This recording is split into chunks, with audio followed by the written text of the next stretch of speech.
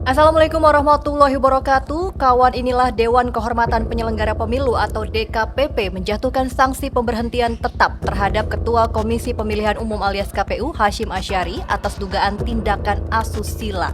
DKPP pun meminta Presiden Jokowi untuk segera memproses pemecatan Hasyim karena terbukti melanggar Kode Etik Penyelenggara Pemilu atau KEPP.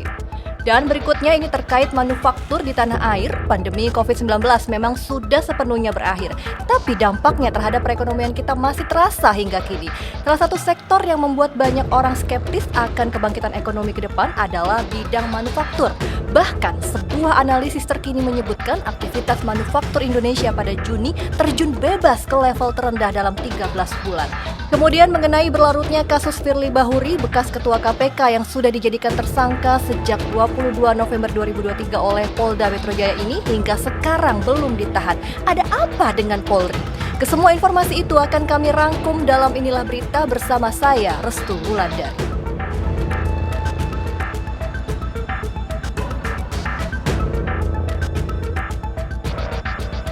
Allahu Akbar, Allahu Akbar, Allahu Akbar.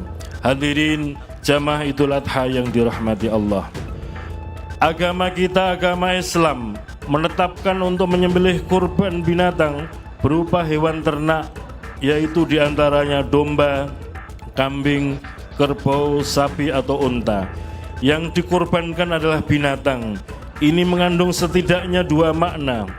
Yang pertama, sifat-sifat kebinatangan yang terdapat dalam jiwa manusia harus dikorbankan dan disembelih. Dan yang kedua, jiwa dan perbuatan seseorang harus dilandasi dengan tauhid, iman dan takwa. Sangat banyak sifat kebinatangan yang terdapat dalam diri manusia. Sifat seperti mementingkan diri sendiri, sifat sombong, sifat yang menganggap bahwa hanya dirinya dan golongannya lah yang selalu benar, serta sifat yang memperlakukan sesamanya atau selain golongannya sebagai mangsa atau musuh. Sifat kebinatangan yang selalu curiga, menyebarkan informasi yang tidak benar, fitnah, rakus, tamak dan ambisi yang tidak terkendalikan, tidak mau melihat kenyataan hidup, tidak mempan diberi nasihat, tidak mampu mendengar teguran dan lain-lain, merupakan sifat-sifat yang tercela dalam pandangan Islam. Sifat-sifat yang demikian jika tetap dipelihara dan bercokol di dalam diri seseorang akan membawa kepada ketidakstabilan dalam hidup, ketidakharmonisan dengan lingkungan, baik sebagai individu maupun sebagai anggota masyarakat. Sifat-sifat yang demikian ini akan memudahkan jalan bagi terciptanya perpecahan dan ketidaktentraman dalam kehidupan masyarakat. Ajaran Islam dengan ajaran kurbannya menghendaki agar seorang muslim mau mengorbankan sifat-sifat seperti itu dengan tujuan agar kestabilan dan ketentraman hidup dalam masyarakat dapat diwujudkan dan kedamaian antar sesama manusia dapat direalisasikan.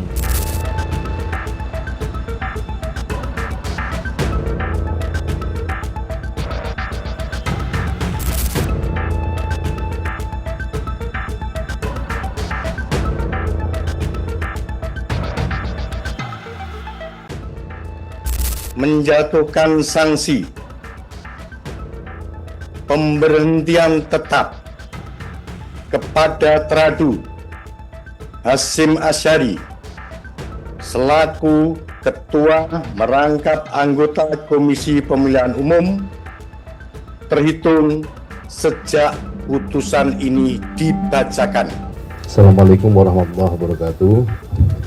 Selamat sore dan salam sejahtera buat kita sekalian, teman-teman jurnalis yang saya hormati.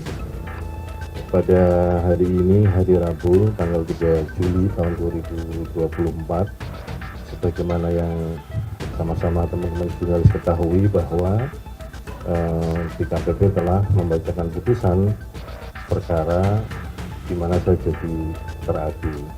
Dan sebagaimana diketahui, substansi dari putusan tersebut teman-teman sudah mengikuti semua. Pada kesempatan ini saya ingin menyampaikan, saya mengucapkan Alhamdulillah dan saya mengucapkan terima kasih kepada DKPP yang telah membebaskan saya dari tugas-tugas berat sebagai anggota KPU yang menyelenggarakan pemilu. Pada teman-teman jurnalis yang selama ini berinteraksi, berhubungan dengan saya, sekiranya ada kata-kata atau tindakan saya yang kurang berkenan, saya mohon maaf. Saya kira itu yang dapat saya sampaikan pada kesempatan ini. Terima kasih. Assalamualaikum warahmatullahi wabarakatuh. Dewan Kehormatan Penyelenggara Pemilu atau DKPP menjatuhkan sanksi pemberhentian tetap terhadap Ketua Komisi Pemilihan Umum alias KPU Hasyim Asyari atas dugaan tindakan asusila. Ketua DKPP Hedi Lugito menyatakan bahwa Hasyim telah melanggar Kode Etik Penyelenggara Pemilu atau KEPP terhadap salah satu anggota Panitia Pemilihan Luar Negeri atau PPLN. Menjatuhkan sanksi pemberhentian tetap kepada teradu Hasyim Asyari selaku ketua dan merangkap anggota KPU terhitung sejak putusan ini dibacakan. Kata Hedi dalam putusannya di ruang sidang DKPP Jakarta Pusat pada Rabu 3 Juli 2024. Lebih lanjut, DKPP meminta Presiden Republik Indonesia Joko Widodo untuk melaksanakan putusan ini paling lambat 7 hari sejak putusan ini dibacakan. Selain itu, Hedi juga meminta Bawaslu untuk melakukan pengawasan terhadap putusan DKPP tersebut. Sebelumnya, Lembaga Konsultasi Bantuan Hukum Fakultas Hukum Universitas Indonesia LKBH FHUI mewakili terduga korban melaporkan Hasyim ke DKPP. Hasyim diadukan karena adanya laporan dugaan pelanggaran Kode Etik Penyelenggara Pemilu berkaitan dengan dugaan tindak asusila. Tindak asusila ini diduga dilakukan Hasyim terhadap perempuan yang bertugas sebagai PPLN pada pelaksanaan pemilu 2024. Untuk itu, Hasyim dinilai pihak korban telah melanggar Kode Etik Penyelenggara Pemilu berdasarkan peraturan DKPP nomor 2 tahun 2017. Selain itu, kuasa hukum pengadu juga menduga adanya indikasi penyalahgunaan jabatan dan fasilitas yang dilakukan Hasyim untuk kepentingan pribadinya. Dugaan pelanggaran kode etik yang berkaitan dengan tindak asusila bukan pertama kali terjadi bagi Hasyim Asyari selama masa jabatannya sebagai Ketua KPU. Sebab sebelumnya dia juga pernah dilaporkan ke DKPP oleh Ketua Umum Partai Republik I Hasnaini Muni alias Wanita Emas perihal dugaan pelecehan seksual. Dalam kasus itu, Hasyim tidak terbukti melakukan pelecehan seksual tetapi tetap diberi sanksi lantaran terbukti berziarah bersama Wanita Emas ke Yogyakarta. Untuk itu, Hasyim dijatuhkan hukuman peringatan keras terakhir oleh DKPP dalam kasus Wanita Emas. Kawan inilah, ini pasti kan yang ditunggu-tunggu sama kawan inilah ya dong. Karena pasti banyak nih dari kawan inilah yang gregetan selama Hasyim Asyari menjabat sebagai Ketua KPU. Terutama dalam pelaksanaan Pilpres. Dari sekian pelanggaran tapi boom kenanya di sini dan akhirnya diberhentikan juga. Kok bisa-bisanya lagi pemilu melakukan tindak asusila? Gimana sih? Lagian bisa-bisanya sih Ketua KPU melakukan tindak asusila. Duh, mudah-mudahan Ketua KPU berikutnya ini bisa lebih baik dan berintegritas ya. Skeptisme terhadap kebangkitan ekonomi kita kian menyeruak hari-hari ini. Maksud hati ingin bersikap optimistis, tapi apa daya, fakta tak sampai. Pandemi COVID-19 memang sudah sepenuhnya berakhir, tapi dampaknya terhadap perekonomian kita masih terasa hingga kini. Salah satu sektor yang membuat banyak orang skeptis akan kebangkitan ekonomi ke depan adalah bidang manufaktur. Bahkan sebuah analisis terkini menyebutkan aktivitas manufaktur Indonesia pada Juni terjun bebas ke level terendah dalam 13 bulan. Itu terekam lewat data Purchasing Managers Index atau PMI yang dirilis S&P Global awal pekan ini yang menunjukkan PMI manufaktur Indonesia jatuh ke angka 50,7 pada Juni 2024. Indeks sebesar itu lebih rendah jika dibandingkan dengan angka PMI pada Mei 2024 yang mencapai 52,1. Capaian indeks Juni itu bahkan menjadi yang terendah sejak Mei 2023 atau 13 bulan terakhir. Itu artinya sektor manufaktur kita diambang bahaya. Artinya pula nasib penyerapan tenaga kerja juga kian terancam karena sektor manufaktur merupakan 3 besar penyerapan tenaga kerja kita. PMI manufaktur Indonesia memang sudah melandai dalam 3 bulan beruntun. Penurunan PMI manufaktur pada Juni 2024 sebesar 2,7% ialah yang terdalam sejak September 2023 atau turun 2,9%. Kabar agak baiknya, PMI manufaktur Indonesia masih berada dalam fase ekspansif selama 34 bulan terakhir. PMI menggunakan angka 50 sebagai titik mula mengukur aktivitas manufaktur. Jika angka indeks ada di atas 50, itu artinya dunia usaha sedang dalam fase ekspansi. Sementara itu, bila angka indeks di bawah 50, artinya sektor manufaktur berada dalam kontraksi. Kendati masih berada di jalur ekspansi, penurunan indeks manufaktur kali ini mesti direspon amat serius. Data S&P Global memang menjelaskan penurunan PMI Juni ini dipicu menurunnya pesanan atau permintaan baru. Namun, kondisi itu mestinya sudah bisa dimitigasi pemangku kepentingan. Misalnya, dengan mencari ceruk permintaan baru di pasar-pasar yang masih tumbuh. Banyaknya negara tujuan ekspor barang manufaktur Indonesia yang dilanda resesi membuat permintaan dihentikan sementara. Penjualan ekspor yang lemah juga mengurangi pesanan. Bisnis ekspor baru turun untuk keempat kalinya berturut-turut. Lagi-lagi, kondisi seperti itu juga seharusnya sudah jauh-jauh hari diantisipasi pemerintah dengan menemukan negara-negara tujuan ekspor baru dengan perekonomian yang sedang menggeliat. Keyakinan yang rendah mengenai produksi masa depan saat ini kian membatasi penyerapan tenaga kerja. Pada Juni, jumlah penyerapan tenaga kerja hampir tidak berubah jika dibandingkan dengan bulan sebelumnya. Hal itu sejalan dengan tren yang telah terjadi hampir 1 tahun lamanya. Itulah mengapa menyelamatkan sektor manufaktur dengan mendongkrak permintaan dan pasar baru menjadi keniscayaan. Dengan PMI manufaktur yang semakin melambat dan terancam mengalami kontraksi, rekrutmen tenaga kerja bakal semakin sedikit.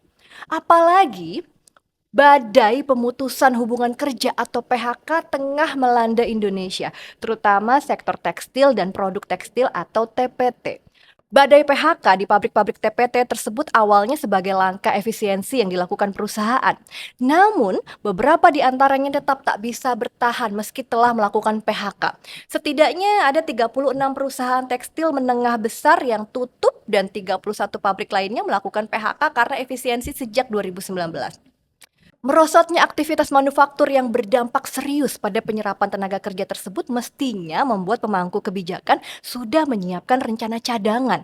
Mencari ceruk baru di negara-negara yang tengah menanjak permintaannya ialah langkah penting yang seharusnya sudah dilakukan, bukan sekedar disimulasikan. Menyiapkan insentif, relaksasi, dan kemudahan lainnya juga menjadi langkah penting. Pemerintah bisa meniru cara Cina dalam menciptakan ekosistem yang subur bagi tumbuh kembangnya manufaktur di negara itu. Negara ikut bertanggung jawab dengan menyiapkan skema insentif dan subsidi yang memadai untuk pabrik-pabrik. Hasilnya, dalam 2 dekade kontribusi sektor manufaktur terhadap produk domestik bruto alias PDB, Cina ajek di 40%. Kita juga ajek, tapi ajeknya turun. Kini hingga tinggal 18%. Dominasi Cina jadi pusat pabrik dunia termasuk di bidang manufaktur teknologi bersih, jauh lebih luas. Cina memproduksi 80% panel surya dunia dan sebagian besar merupakan produksi barang modal yang dibutuhkan untuk membuat panel surya. Cina tidak hanya memproduksi lebih banyak turbin angin daripada negara lain, tetapi juga komponen turbin anginnya semakin banyak digunakan produsen turbin lainnya. Pertanyaannya, kita sudah melakukan langkah besar apa?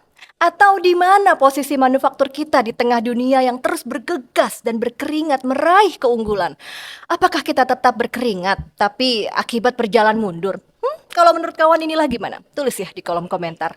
Beberapa tahun di awal berdirinya Komisi Pemberantasan Korupsi atau KPK pada 2003 silam sempat muncul kelakar bahwa koruptor lebih takut kepada KPK ketimbang polisi.